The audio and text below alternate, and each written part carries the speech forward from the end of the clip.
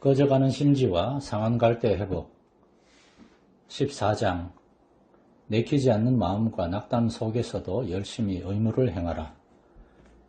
어떤 사람들은 마음이 내키지 않을 때도 억지로 의무를 수행해야만 하는지 아니면 그만두어야 하는지를 결정하는 데 어려움을 겪고 있습니다.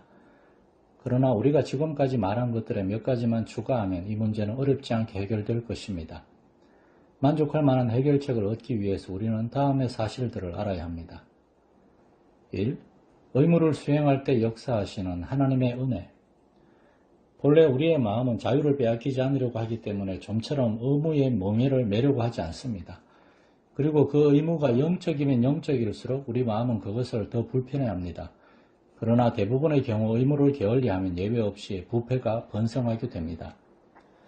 우리가 의무를 수행하는 것은 마치 물결을 거슬러 노를 젓는 것과 같아서 마음이 게을러져서 노젓기를 한 번이라도 쉬면 나중에 3번 힘껏 저어도 한 번 쉰 것을 다 만회할 수 없습니다. 그러하기에 우리의 마음을 의무에 바짝 메어둠으로써 우리 마음이 의무를 피하기 위해서 그럴듯하게 제시하는 핑계에 귀를 기울이지 않도록 하는 것이 좋습니다. 우리가 의무를 수행하면 하나님께서 우리 마음 안에 있는 자신의 협력자에게 힘을 더해 주십니다. 의무를 수행할 때 우리는 우리의 마음이 뜨거워지고 힘이 강해지며 성령께서 우리와 동행하시어 우리가 천국에 있는 것처럼 될 때까지 점점 우리를 고양시킨다는 것을 알게 됩니다. 하나님께서는 자신의 역사를 좀 더 분명하게 나타내시고 그 역사의 모든 영광이 모든 능력의 소유자인 자신에게 있다는 것을 나타내기 위해 가끔씩 우리의 내키지 않는 마음을 기쁘게 사용하십니다. 마음이 내키지 않는데도 오직 순종하고자 하는 일념으로 의무를 수행할 때 그것이 가장 분명한 순종입니다. 비록 불완전한 제사일지라도 거기에 담긴 순종은 연락되는 법입니다. 부패한 우리 본성에서 배설물처럼 생기는 이런 내키지 않는 마음은 지금 당장은 방해물이 되지만 나중에는 그만큼 매우 큰 위로를 줍니다.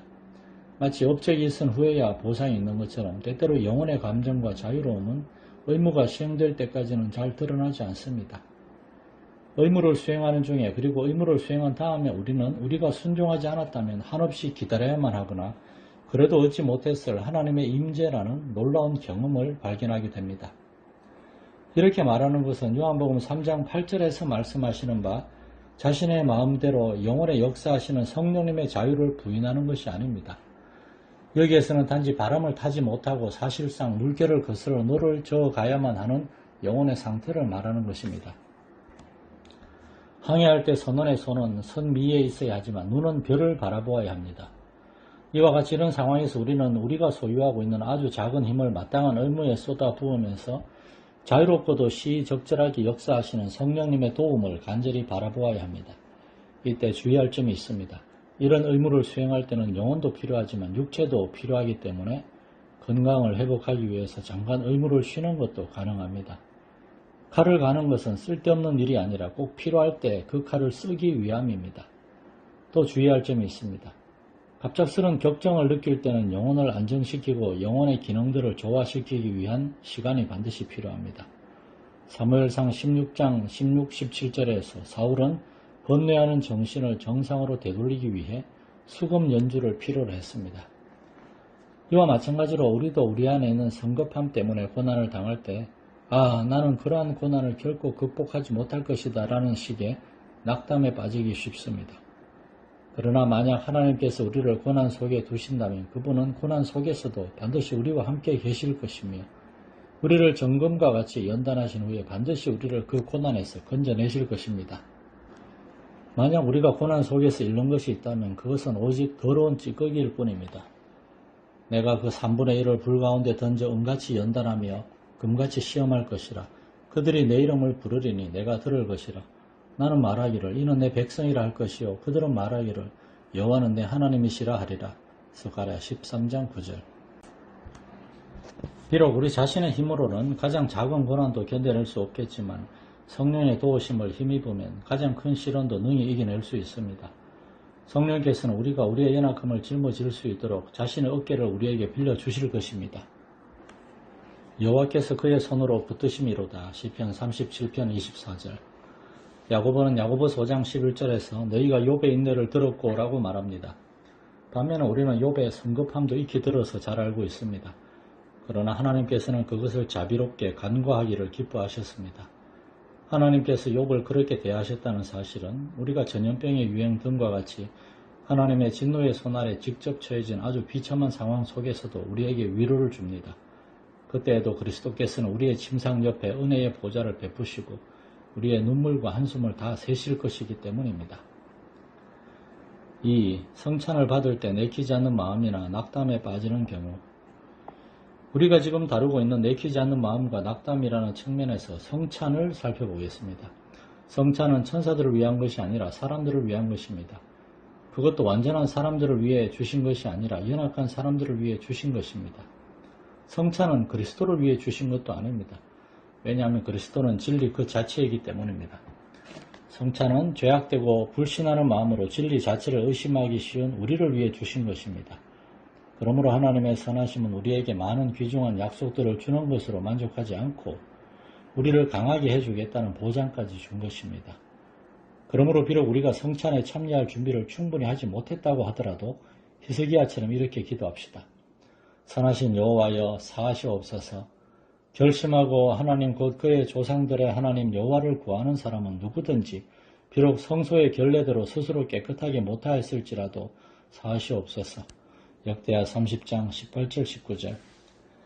그렇게 하면 우리는 편한 마음으로 이 성례에 참여하게 되고 많은 유익을 얻게 될 것입니다. 또한 이것은 우리로 하여금 모든 의무들을 큰 즐거움 속에서 행하도록 만들어줄 것입니다. 왜냐하면 우리가 자신의 부패를 혐오하고 그것에 대항해서 싸우고 있다면 우리의 부패가 더 이상 우리의 것으로 여겨지지 않을 것이기 때문입니다. 그러므로 사도 바울은 죄를 짓는 것은 내가 아니요 내 속에 거하는 죄니라 라고 말합니다. 우리가 기뻐하지 않는 것은 결단코 우리를 해롭게 하지 못할 것입니다. 하나님께서는 우리가 사랑하고 소망하며 노력하는 것을 기준으로 우리를 판단하실 것입니다. 우리는 우리가 되고 싶어하는 대로 될 것이고 우리가 정복하고 싶어하는 것을 정복하게 될 것입니다. 왜냐하면 하나님께서는 자기를 경외하는 자의 소원을 이루어 주시기 때문입니다. 소망이란 소망하는 것들의 실상입니다. 이 세상 일에 있어서 누군가 우리를 조금만 격려해주면 우리는 얼마나 큰 열심을 내는지요. 그러나 하나님께서 우리에게 모든 도움을 베풀어 주시는데도 우리는 우리의 마지못해 하는 본성 때문에 하나님의 일에 열심을 거의 내지 않으니 이 얼마나 부끄러운 일인지요. 3. 낙담의 진원지는 어디인가? 그렇다면 우리의 마음을 그토록 낙담시키는 것은 어디에서 비롯됩니까? 성부 하나님께서 우리를 낙담시키는 것이 아닙니다. 왜냐하면 그분은 언약 안에서 아버지가 자식을 긍휼히 여김같이 우리를 긍휼히 여겨 주시고 또 아버지로서 우리의 연약한 노력을 받아주기로 굳게 약속하셨기 때문입니다. 또한 하나님께서는 우리가 의무를 수행하는 데 있어서 부족한 것이 있으면 그분의 은혜로운 관대함 속에서 얼마든지 얻어가도록 허락해 주셨습니다. 그리하여 우리가 그분의 은혜를 영화롭게 하는 것입니다. 그런데 하나님께서는 이것을 우리의 더 완전한 의무 수행만큼이나 기뻐하십니다. 그리스도께서 우리를 낙담시키는 것도 아닙니다. 왜냐하면 그분의 직무는 꺼져가는 심지를 끄지 않는 것이기 때문입니다. 우리는 그리스도께서 비천한 상황과 연약한 지체, 약점들, 아니 훨씬 추악하고도 불쾌한 타락에도 불구하고 어떤 방식으로 사람들에게 자신의 사랑의 가장 좋은 열매를 베풀어 주시는지를 알고 있습니다. 그렇게 함으로써 그리스도께서는 겉으로 나타나는 어떤 탁월함을 기준으로 삼아 하나님의 사랑을 측정하는 육체의 교만함을 부끄럽게 하기를 기뻐하십니다. 또한 자신의 은혜의 자유와 군주적인 특권을 과시하심으로써 자랑하는 자는 주 안에서 자랑하도록 하십니다. 하나님께서는 히브리서 11장에 구름같이 둘러싼 허다한 증인들을 기록하셨는데 그 중에는 라합, 기드온, 삼손 등이 믿음의 조상이자 아버지인 아브라함과 함께 기록되어 있습니다.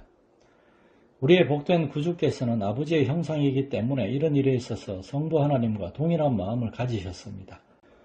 그래서 하나님께서 복음의 신비를 이 세상에서 가장 지혜롭다고 칭송받는 자들에게는 숨기시고 어린아이와 같은 사람들에게는 나타내신 일에 대해서 하나님께 감사드리셨던 것입니다. 그때 예수께서 성령으로 기뻐하며 이르시되 천지의 주제이신 아버지여 이것을 지혜롭고 슬기 있는 자들에게는 숨기시고 어린아이들에게는 나타내심을 감사하나이다.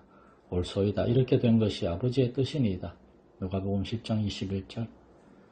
어거스틴이 자기 시대 사람들 중에서 이성을 거의 전혀 사용할 수 없었던 어떤 어리석은 사람에 대해서 말한 것을 기억해 보는 것도 나쁘지 않을 것입니다.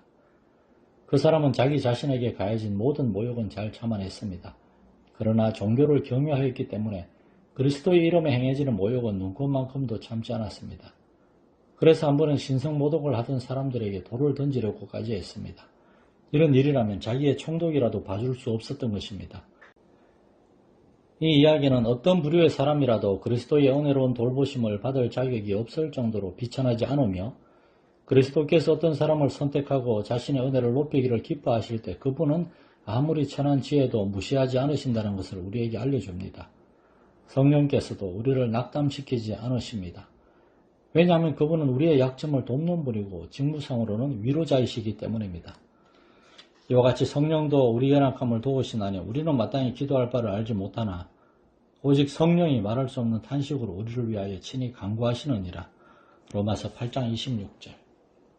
성령님께서 죄를 깨닫게 해주심으로써 우리를 낮추시는 것은 사실이지만 그것은 우리를 위로하시는 자신의 직무를 보여주기 위한 사전 작업으로 그렇게 하십니다. 그러므로 낙담이라는 것은 우리가 선한 의무를 싫어하도록 우리 가운데서 꾸준히 역사하는 사탄과 우리 자신에게서 나오는 것임이 틀림없습니다.